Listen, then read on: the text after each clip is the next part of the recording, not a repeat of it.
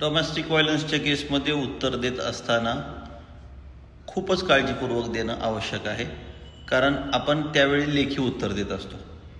यामुळे ज्यावेळेस आपण सेक्शन 23ची पोटगी वेळेस आर्ग्युमेंट चालू असतं, त्यामधील बरेचसे पॉईंट मान्य न्यायालय जर समजा चुकून आपल्या ऑर्डरमध्ये घेतलं नाही, तर ते आपल्या उत्तरामध्ये पूर्वी असणं आवश्यक असतं. त्यामुळं आज मी वेगळं मांडलं, आर्ग्युमेंटमध्ये वेगळं मांडलं, नंतर मला वेगळा पुरावा मिळाला, अशी कारणं द्यायची नाहीत. त्यामुळे आपले जे डोमेस्टिक व्हायलन्सचे उत्तर असते, डोमेस्टिक व्हायलन्स केसमधले किंवा कोणत्याही पोटगी केसमधले उत्तर असतं, ते कधीही 4 आणि 5 पानाचं बनवायचं नाही.